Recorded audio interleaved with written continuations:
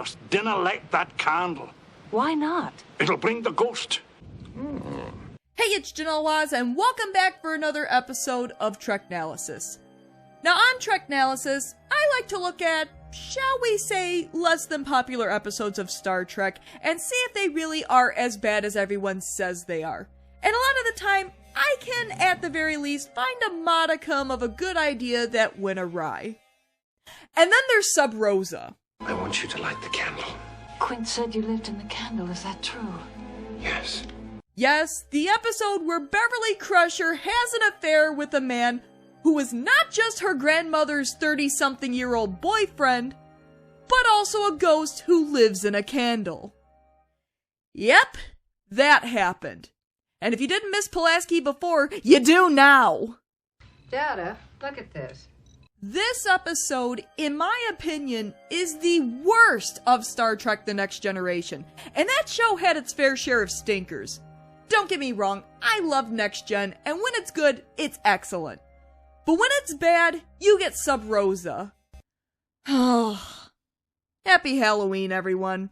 Not sure if this is a trick or a treat, but you have your B-horror movies, I have this monstrosity. Today on Treknalysis, we're talking Season 7 Sub Rosa. Can she escape his deadly clutches? Come on, Beverly, we've got to get out of here. Next time on Star Trek The Next Generation. But before I go further, make sure you subscribe to my channel. I talk a lot about Star Trek, video games, and whatever else I feel like talking about. And if you'd like to help support the channel, consider becoming a member. Be great to have you aboard. We open the scene on a funeral.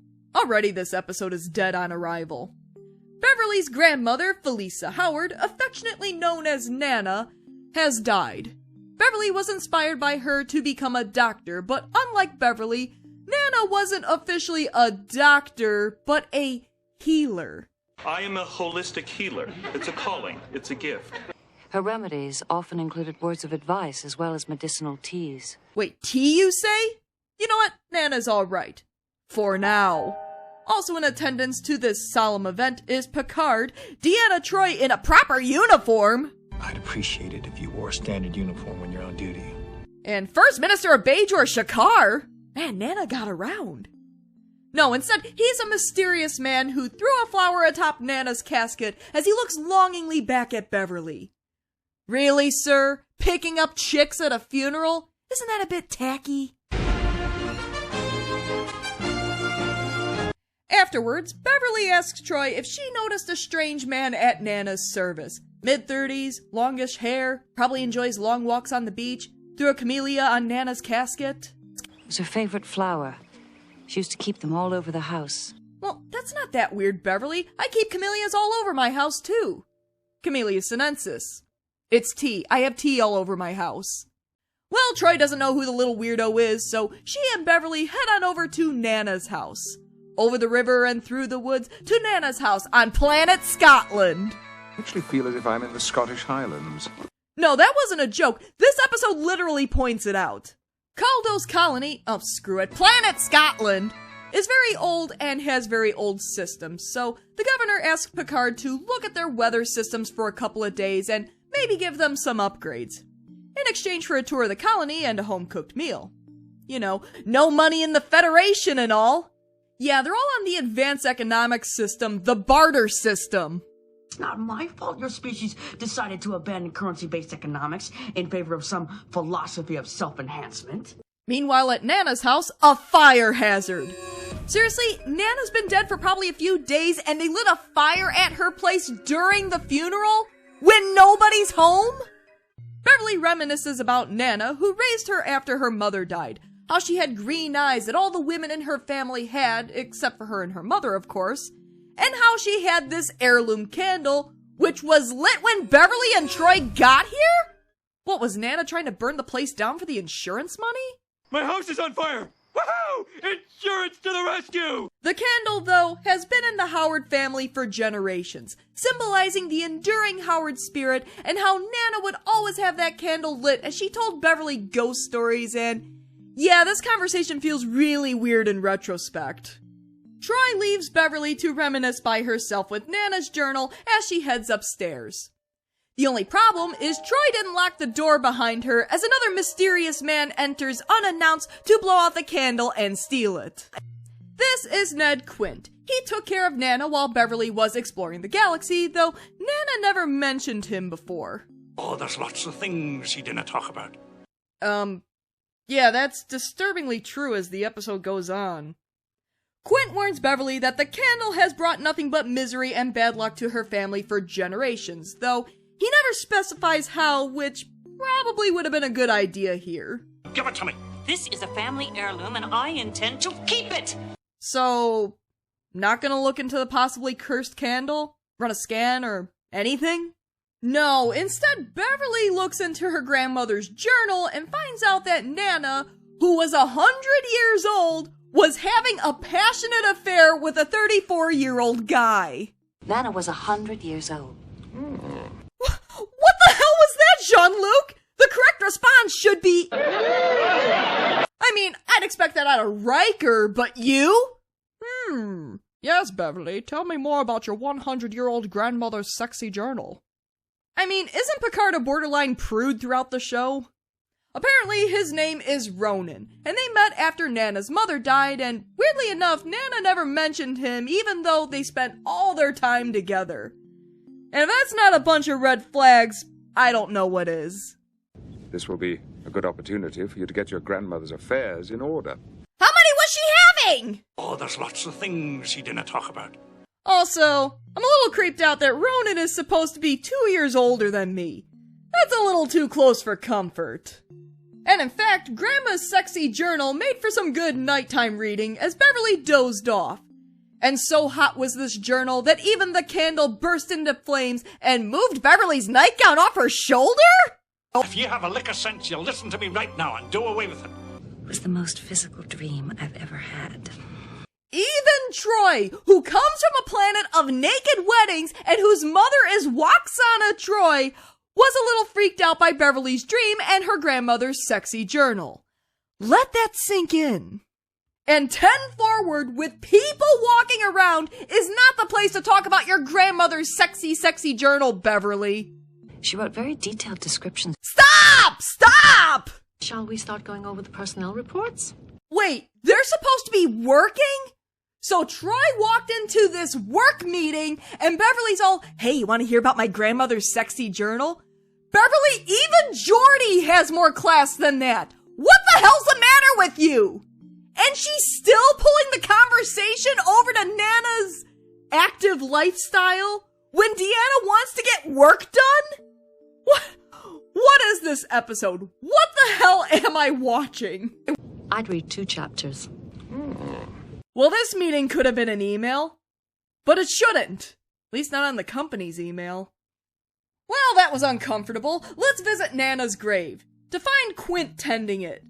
Yes, when he's not sneaking into open houses to steal candles, Ned here is the very Scottish groundskeeper of planet Scotland. Wait a minute. Willie hears ya. Willie don't care. Beverly makes amends with Ned. She'd been reading her grandmother's sexy journal, and between all the uncomfortable moments that Beverly feels the need to relay during work meetings, Nana actually wrote about Ned and how much he meant to her. Not in that way. In fact, Beverly offers to let Ned stay in the house as she needs someone to take care of it. Ned, however, refuses to set foot in that house again. Why? The house is haunted. Okay, I know Star Trek is all science-y and they don't believe in ghosts and all that fun stuff, but they've seen enough freaky shit in the galaxy that maybe Beverly should look into the unusual happenings at her grandmother's house. Heck, she's been having those sexy dreams ever since the funeral, and oh my gosh, this sounds so messed up already. But isn't that enough reason to look into what Ned's been saying? If he's wrong, he's just a crazy old man and there's nothing wrong with the house. But if he's right, we're gonna need a commando team of exorcists and ghostbusters. We got one! Just dinna light that candle. Why not? It'll bring the ghost. Crazy old Ned, am I right? Oh. And despite all of this, Beverly walks into the house, with the door closing behind her, with mirrors shaking and falling down, and a disappearing man behind her. Still think the house isn't haunted, Beverly? So, of course, Beverly threatens to call the Enterprise so they can send security down, when she should be really calling the Ghostbusters. We're ready to believe you. But a sexy voice proves that the call is coming from inside the house. In fact, this sexy voice is Ronin, and he was the one that caressed Beverly's shoulder the previous night and is sending out sexy vibes to her now. But Beverly has a headache. Right now, I feel so strange.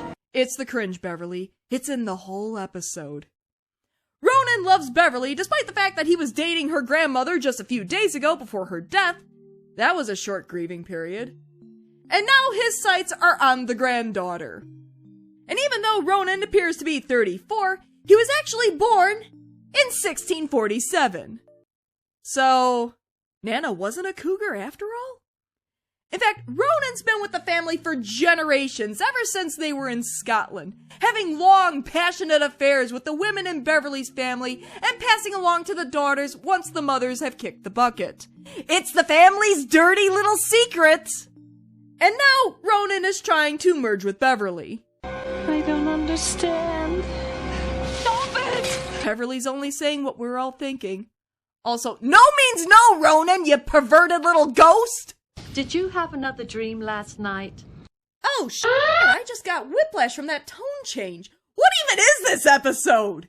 So Troy stops by to see if Beverly wants to go to Worf's martial arts class and listen to some more sexy dreams. But Troy's demeanor switches from curious to straight up jealous and pissed because Beverly's not talking much. Beverly, when are you going to realize that you can't fool me? That's a pretty poor argument to make, Deanna. Did you forget about Raul? I think you don't tell them, so you can gain an advantage. Well, I gained an advantage by using it with you. Beverly fesses up that she met Ronin. Your grandmother's lover? This sounds very strange, doesn't it? Yes, and it really is that messed up. It was bad enough that Ronin is A, her grandmother's lover, B, supposed to be 34, or over 800, either way it's a huge age difference, and C, he's a freaking ghost. But then Beverly decides to get romantically involved with her grandmother's ghost boyfriend. There is no way to make that sound not strange. I'm very happy for you. Wait, what? To be fair, Troy does caution Beverly that her and Ronin suffered a loss and that could create the illusion of closeness. But Deanna, your friend is in a clearly dangerous situation and— oh wait, this is payback for her not cautioning you against Rel, isn't it? Also, where the hell is your empathic sense? Shouldn't you have even more concern if you can supposedly sense Beverly is in way over her head and that this is clearly a bad situation to be in, even not knowing he's a ghost? What kind of friend and counselor are you? And where the hell is Guinan? You'd make a good counselor. I think so too. Now, I haven't talked about it all that much, but there is a side plot about the Enterprise trying to fix the weather system on planet Scotland. They've been having unusual weather since the funeral, lots of storms and green lightning and whatnot. Unfortunately, it's also affected the Enterprise and there's fog on the bridge. It's not fog.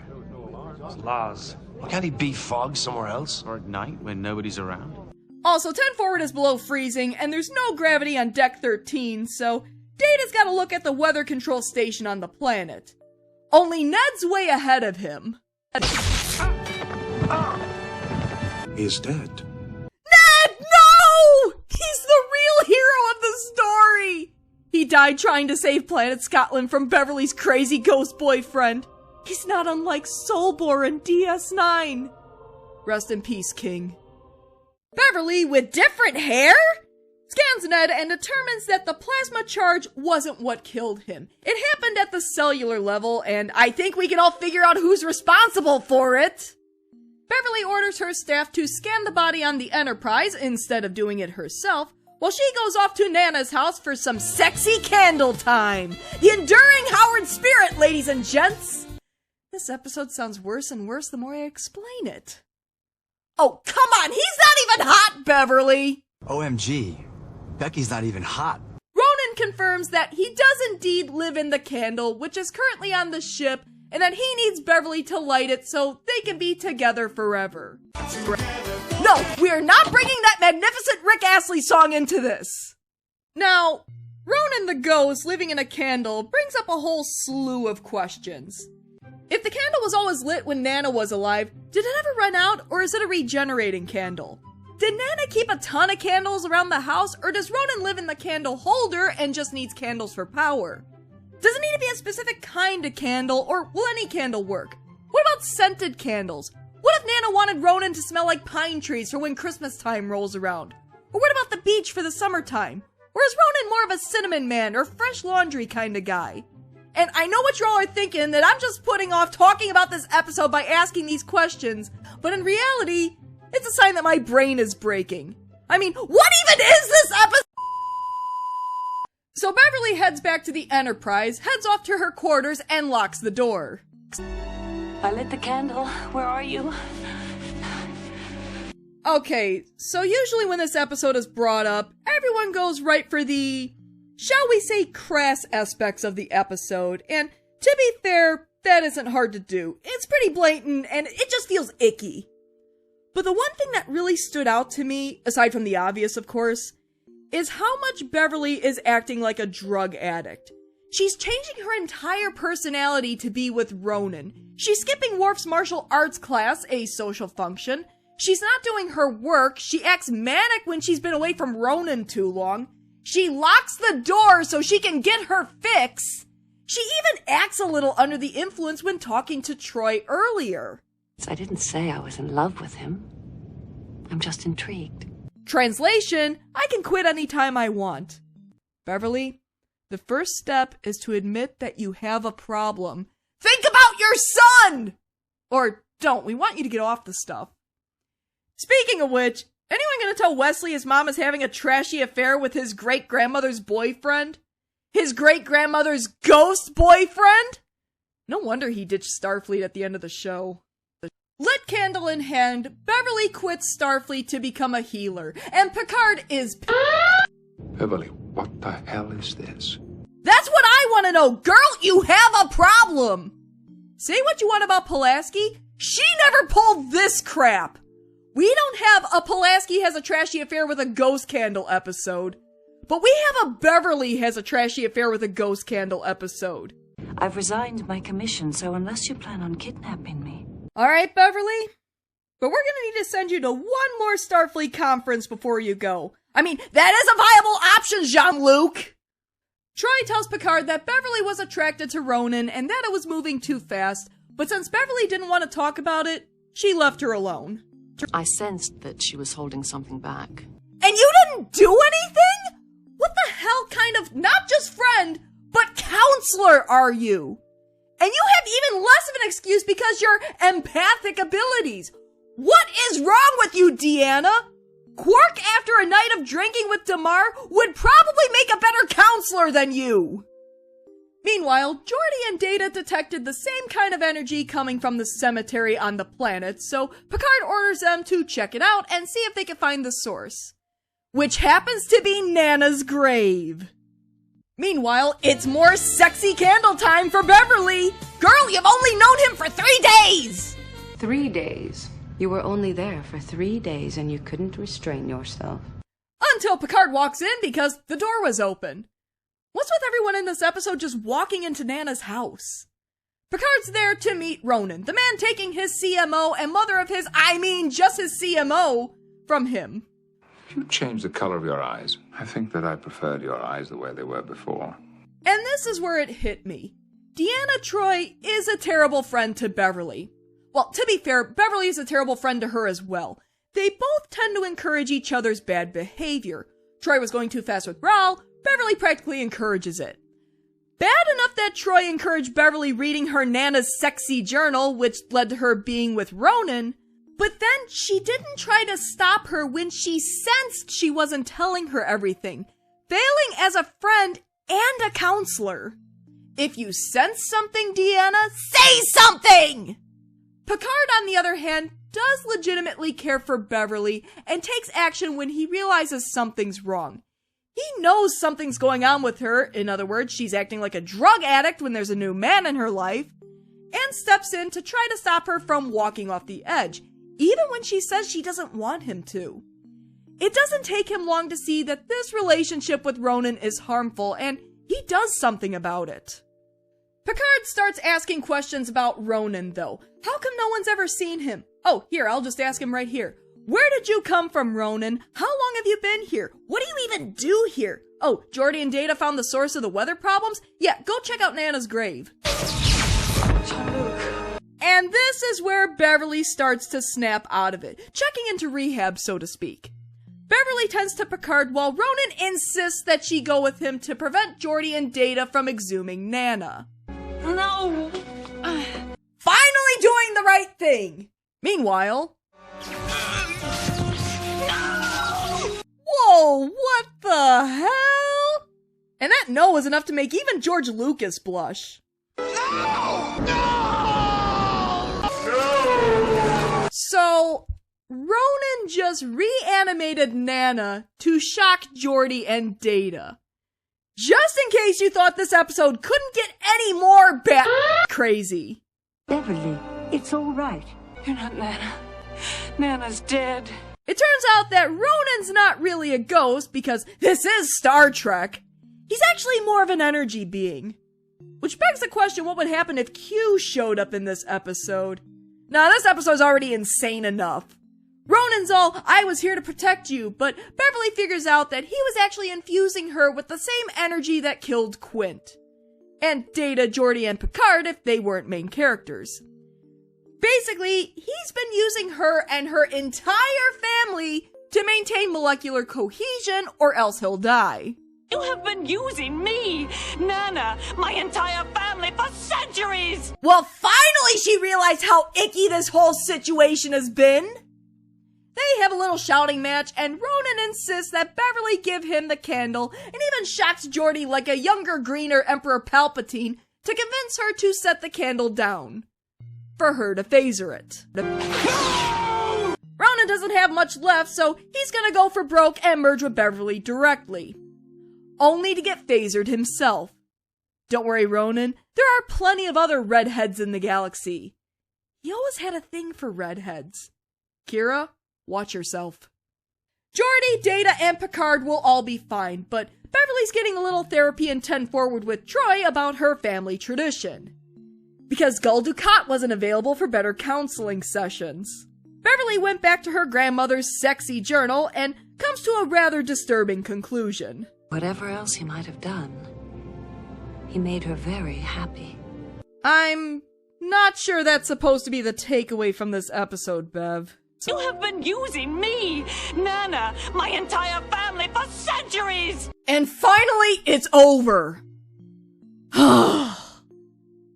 So, who is this episode made for? Is it made for the Lifetime movie channel crowd? No, they're more interested in seeing Susan kick her scumbag boyfriend to the curb. This is probably a little too weird for them. Is it made for Trekkies who've been loyally supporting the show? No, they want to see Picard arguing for Data's rights, and this is weird even for Star Trek. Is it made for the B-horror movie crowd? Well, I would hope they'd have a little bit better taste than this. It's like this episode tries to have a foot in multiple camps and ends up falling into the abyss from whence it came. This episode is truly a disaster, and it only gets ickier the more you examine it. Add in the supernatural element, and this episode really gets crazy. This is bottom of the barrel Trek. Heck, I'd even argue it's the worst episode of Next Gen. Almost everyone involved in it looks bad. Beverly for getting herself involved with her grandmother's 34 or 800-year-old, depending on how you look at it, boyfriend, who's a ghost. Picard getting a little too interested in hearing about the sexy journal. Troy for not saying anything as a friend or counselor. And Geordi and Data actually did their jobs like professionals. They're alright.